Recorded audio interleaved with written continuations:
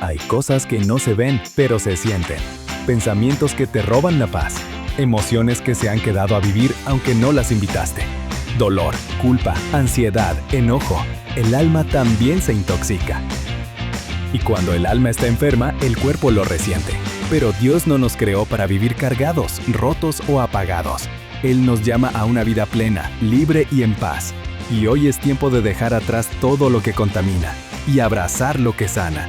Porque en Jesús hay perdón, restauración y nueva vida. Esto no es solo una serie, es el inicio de una limpieza profunda del alma. Detox, transformando emociones tóxicas.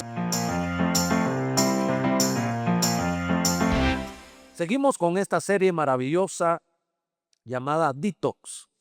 Y este vocablo o este término tiene que ver con desintoxicarse.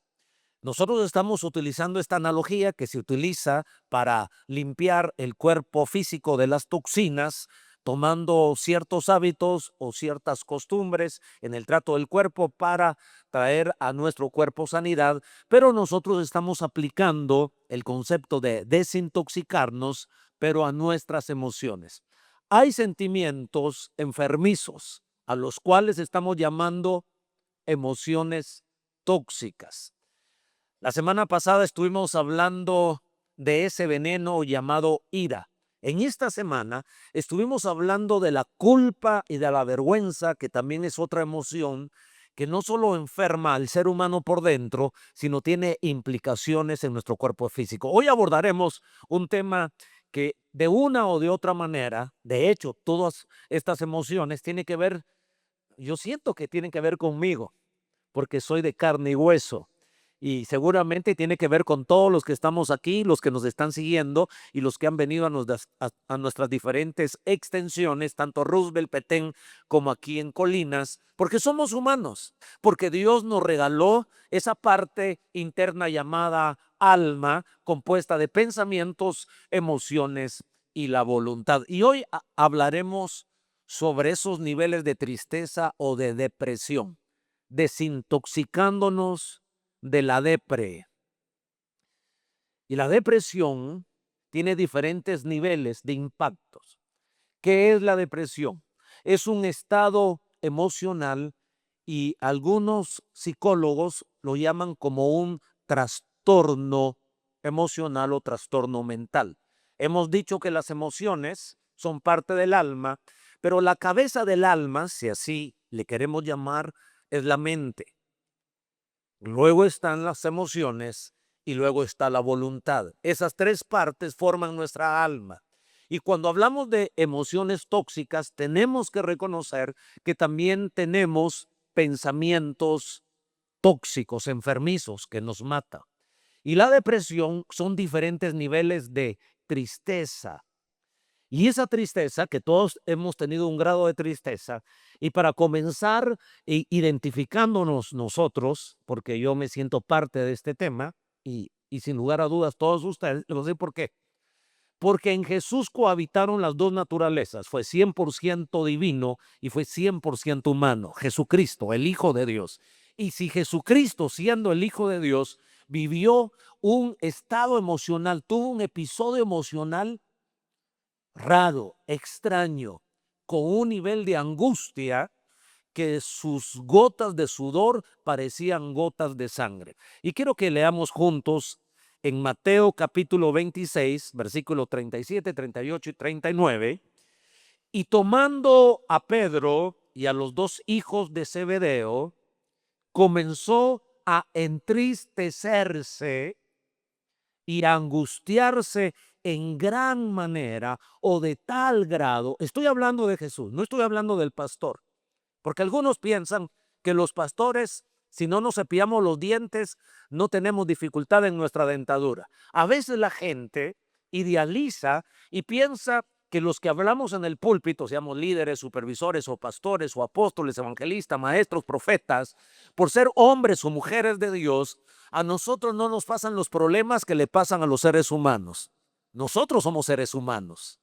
Y por eso tiene sentido los mensajes que damos en el púlpito, porque no solo hablamos de la gente, mucho menos en contra de la gente. Estamos hablando de nosotros que somos personas, pero también estamos trayendo un mensaje de esperanza, de medicina, de salud, de fuerza, porque de eso trata evangelio. Para el que no sabía, evangelio significa buenas noticias. Y esta hora tenemos una buena y excelente noticia, que Dios puede transformar nuestras emociones. Y hoy podemos cambiar nuestra tristeza en gozo. Hoy podemos cambiar nuestro luto en baile. Hoy podemos cambiar el estado emocional más terrible en lo que tú piensas que no puede cambiarse. Algunos buscan los químicos, algunos buscan el placer y eso aplaca poco. Pero el poder de Dios, el evangelio de Jesucristo, la obra del Maestro, tiene poder para transformar nuestra vida. Pero aún Jesucristo pasó un episodio difícil, una tristeza y una angustia en gran manera.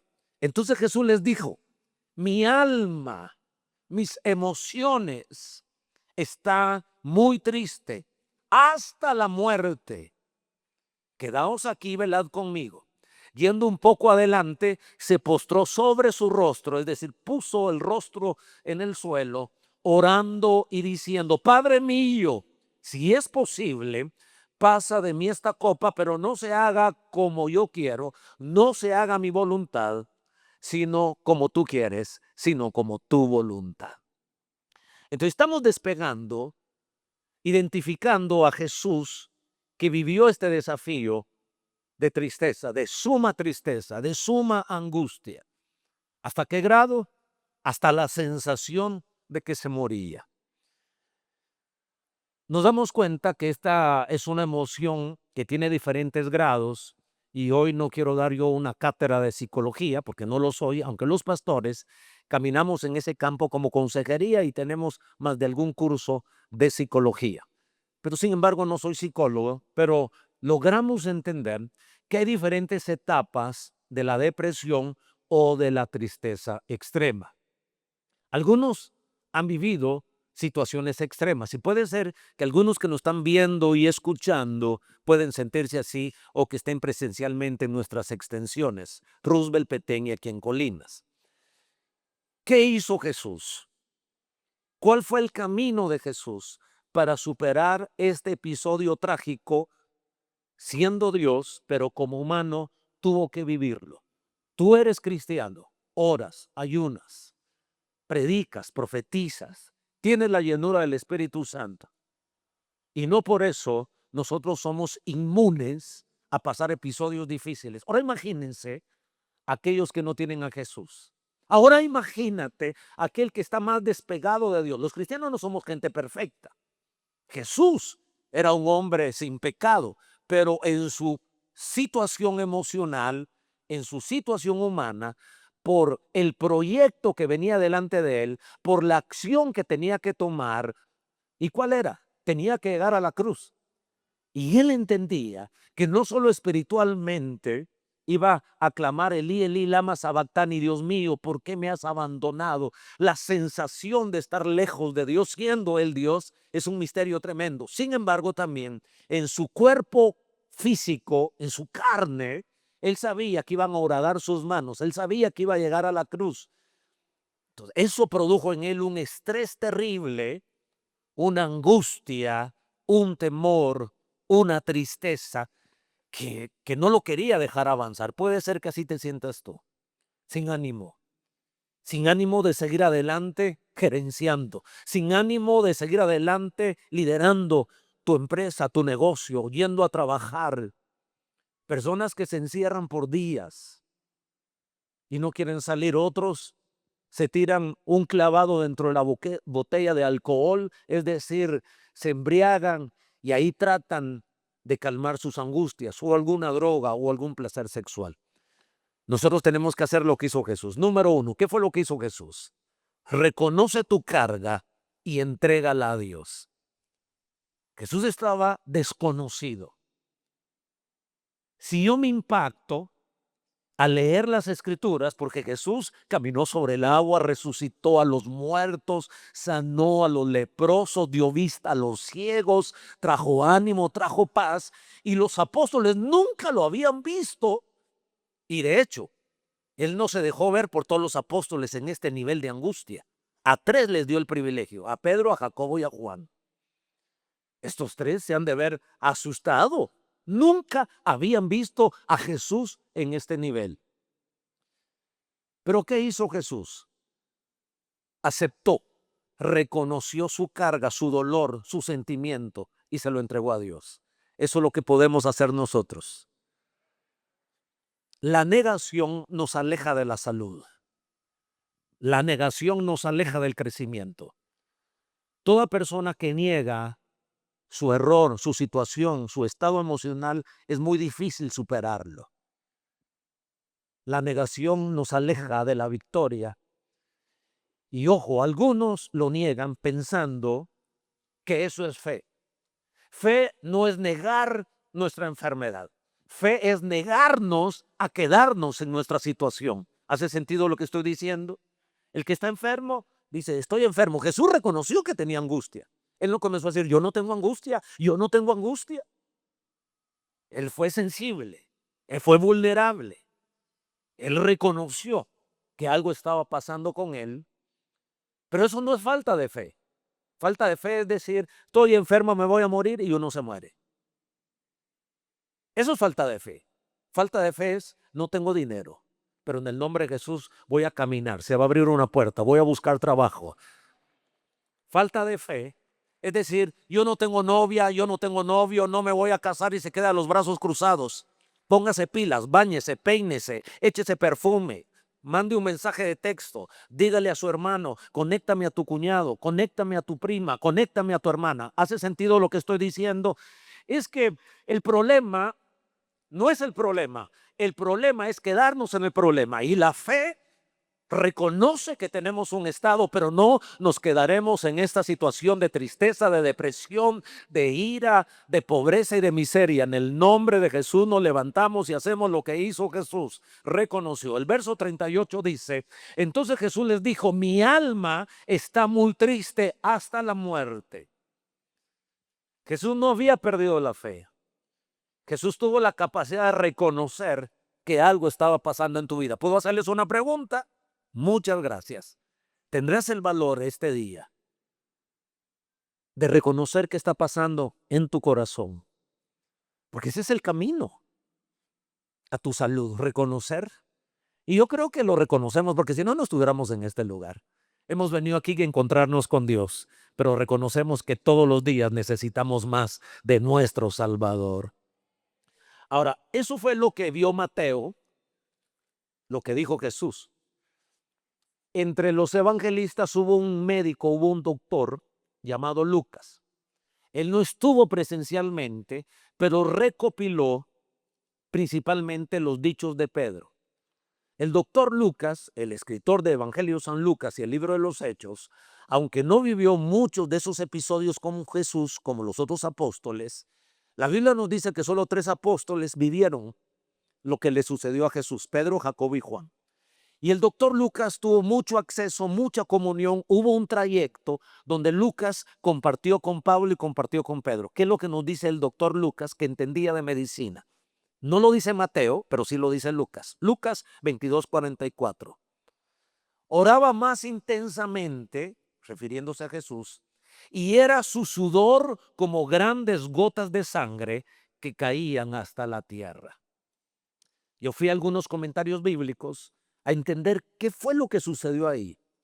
Y la ciencia médica dice lo siguiente: las gotas de sudor pueden parecer sangre debido a la hematohidrosis. Esa es una enfermedad rara, extraña, que no le sucede a todos, pero existe. Usted puede buscarla en los libros y en los comentarios. Y si aquí hay médicos, pues ellos lo saben. Una rara condición en la que los vasos sanguíneos que alimentan las glándulas sudoríparas se rompen, permitiendo que la sangre se mezcle con el sudor. Pero esta enfermedad sucede, extraña, rara, Cuando una persona está sometida a una presión muy fuerte, a una situación emocional muy fuerte, a un estrés muy fuerte, a una tristeza muy fuerte, a una angustia muy fuerte. Imagínense lo que vivió nuestro Señor Jesucristo, pero Él reconoció, y ese es el punto. Hay un hombre de Dios en el Antiguo Testamento, hombre de Dios dije, un hombre con revelación, un hombre con autoridad, un hombre como poder, Elías. Era llamado el profeta de fuego, hacía descender fuego del cielo y se burló de los falsos profetas, los confrontó, se burló de ellos. Y Elías oró y dijo, si Dios me mandó a hacer esto, el Dios de Abraham, de Isaac y de Jacob, si Él me ha dado esta orden que descienda fuego del cielo, y cayó fuego del cielo. Un profeta impresionante. Sin embargo, en su estado emocional y en su cuerpo físico, vivió un nivel de depresión. Y el nivel más alto, más grave de depresión, es llevar a la persona a suicidarse, a quitarse la vida. No solo lo matan los sentimientos que producen enfermedades en el cuerpo, la tristeza y la depresión, sino a quitarse la propia vida. Primero Reyes 19:4 dice, y él se fue por el desierto un día de camino, hablando de Elías, y vino y se sentó debajo de un enebro, y deseando morirse, dijo, basta ya, oh Jehová, quítame la vida, pues no soy yo mejor que mis padres. Tal vez tú has tenido pensamientos de suicidio. Los famosos puentes. Los famosos puentes impulsan, el puente del incienso. Han tenido que poner malla y algunos cristianos sabiamente han ido a pegar versículos ahí para hacer reaccionar a las personas. En el nombre de Jesús, nosotros ponemos nuestra mente bajo la obediencia de la palabra de Dios. El diablo vino a robar, matar y a destruir, mas el Hijo del Hombre vino a darnos vida y vida en abundancia. Así que esos niveles de depresión nos hacen pensar que nuestra vida no es útil, que no tiene sentido, que nadie nos ama y que nosotros tampoco sumamos a la vida de las personas. Ahora, hay algunas evidencias o algunos motores provocadores de estas emociones que van de una tristeza baja hasta la depresión más alta. Muerte de un ser querido, por ejemplo. Todo lo que se vivió en la pandemia fue muy difícil. Y a ustedes les parece duro de creer, pero han pasado 4 o 5 años y algunos no han podido superarla. No los juzgamos. Si mismo Jesús pasó un momento difícil, Jesús lloró por Lázaro. El punto es que Dios quiere ayudarnos a superar estas emociones. Abuso de drogas y alcohol. El que ha estado esclavo de una droga por mucho tiempo vive episodios de depresión. Las enfermedades crónicas o dolor, el dolor prolongado lleva a una persona a perder ese ánimo, esa fuerza y sucumbe ante la depresión y la tristeza. El abuso en la niñez. Muchas personas que fueron abusadas o abusados, porque cada vez descubro que no solo las mujeres son abusadas sexualmente, ellas son más vulnerables y finalmente se atreven a expresarlo. Pero los hombres también han sido abusados sexualmente y hay personas que viven episodios de depresión, de tristeza, de aislamiento, que quieren estar solos porque fueron abusados en su niñez o adolescencia. La estadística también, yo estoy dando datos no de los que a mí se me ocurren, sino datos científicos de psicólogos, que cuando tienen que atender a gente con estos niveles de depresión, sus historias son estas que estoy yo mencionando. Hijos de personas divorciadas. El 80% de las personas que vienen de hogares divorciados, o sea, que fueron hijos de personas divorciadas, sufren niveles de depresión.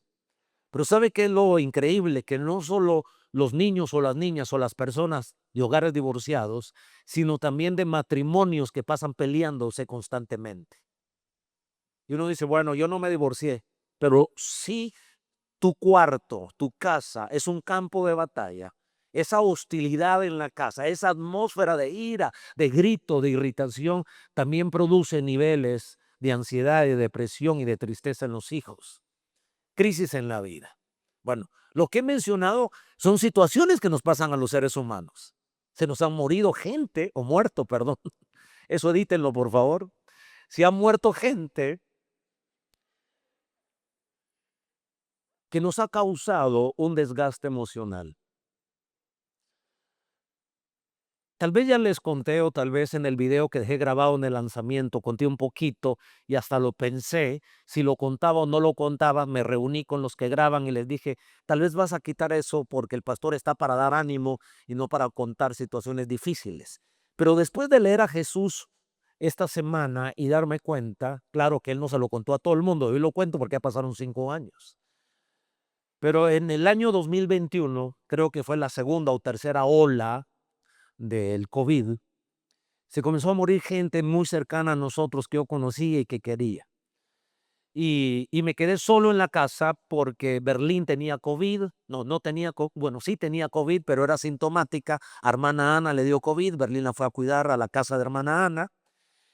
Mis 2 hijos estaban estudiando fuera del país. Mi hija mayor había ido a predicar a México con Michael y se había llevado a Samar, mi nieta. Entonces yo estaba solo en la casa. Y una noche comencé a temblar. Yo dije, voy a dormir con la luz encendida, no la voy a apagar. Y me recordé de mi infancia, cuando dormía con la luz encendida y me daba miedo la noche. Y les he contado que me oriné hasta los 12 años. Todas las noches me orinaba, no porque quería hacerlo, sino porque estaba bajo esos niveles de temor. Pero ahí comencé a tener una sensación rara, una sensación extraña. Gracias a Dios me animé y dije, si no apago la luz ahora, no la voy a poder apagar otros días. Y la otra buena noticia es que no me oriné en la cama también. Entonces eso fue algo extraordinario que pasó. Pero tuve que terminar con el doctor. Comencé a tener sensaciones en mi cuerpo que, de hecho, en ese septiembre yo estaba predicando aquí.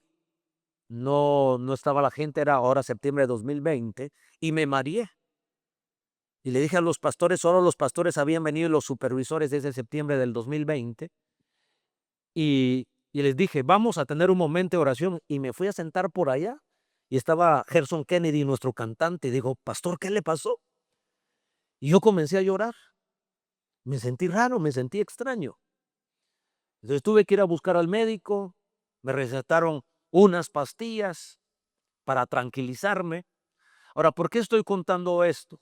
Soy pastor y les vine a decir que en Dios se puede cambiar, que Dios puede tomar nuestras emociones, pero a veces toma tiempo.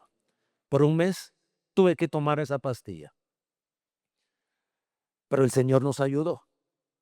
Y eran pensamientos y estados emocionales que debemos superar. Y Jesús superó su estado emocional aceptándolo y buscando a Dios. La Escritura dice en 1 Pedro 5:7, echando toda vuestra ansiedad sobre Él, porque Él tiene cuidado de vosotros. No estaba mi esposa, no estaban mis hijos, pero estaba Dios. Y Él tiene cuidado de nosotros. No somos huérfanos, tal vez en esta tierra, pero en la eternidad tenemos un Padre, y un Padre que es amoroso, que es bueno, que Él está consciente, sus ojos están sobre nosotros. Jesús oró al Padre. Jesús puso su ansiedad delante de Dios, agarró a sus discípulos, pero oró al Padre. Número 2, ¿qué hizo Jesús para superar, para transformar ese estado emocional? Busca acompañamiento espiritual. Dios nos hizo seres gregarios.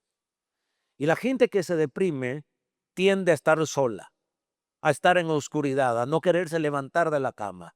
Déjenme solo, no quiero hablar con nadie. Hay un milagro en la interacción con las personas.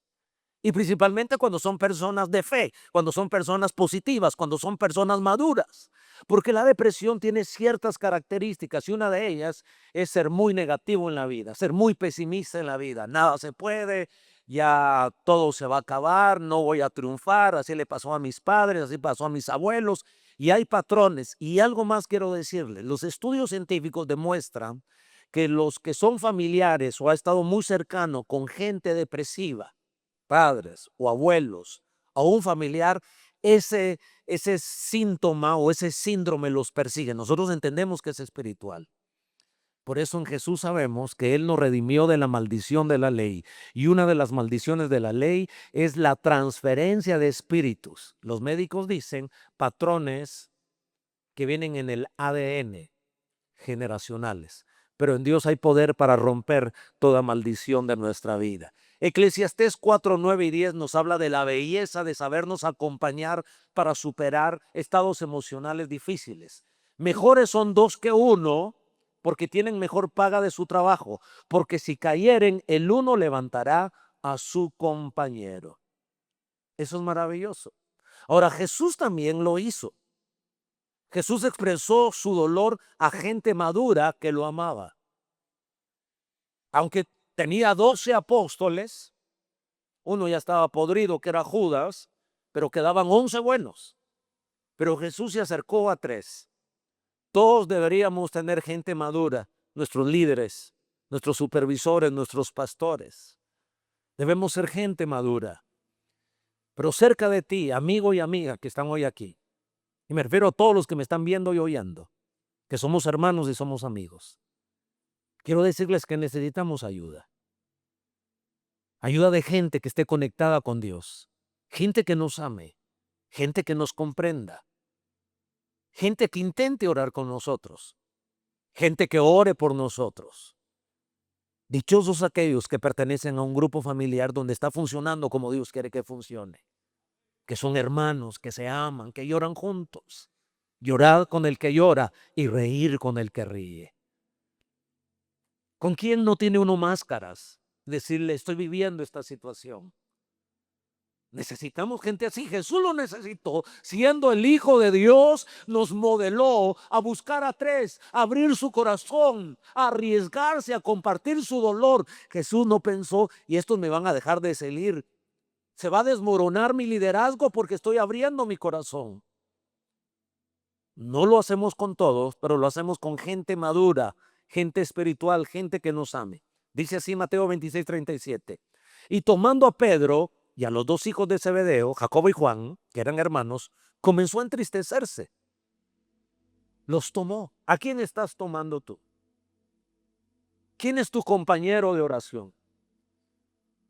Por eso hoy comencé diciéndoles que es importante tener amigos de fe que oren por nosotros.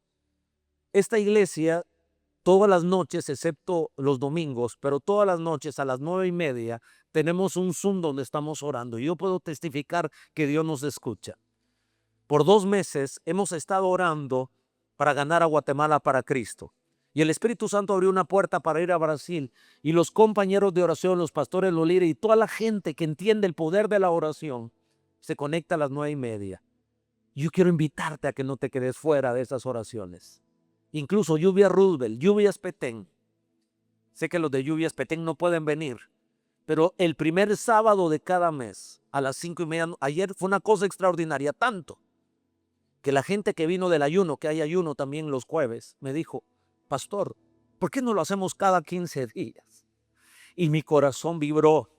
Porque no podemos tener una iglesia ni cristianos victoriosos si no somos gente de oración. En la oración es donde Jesús envía su poder y su ánimo. Jesús necesitó orar. Jesús necesitó a Pedro, Jacobo y Juan y dijo, bueno, oren conmigo. Pero hay un momento que aunque tengas compañeros de oración, tú tienes que orar. Hay gente que quiere su milagro, pero quiere que el ungido sea el siervo de Dios, el líder, el supervisor, el pastor. Yo estoy animando a nuestros líderes que cuando alguien le venga a pedir oración, ore por ellos. Pero cuando la situación sea más fuerte, entonces decirle a la gente, usted ayune también con nosotros. Porque quieren que el que vive en santidad sea líder, que el que ayune sea líder.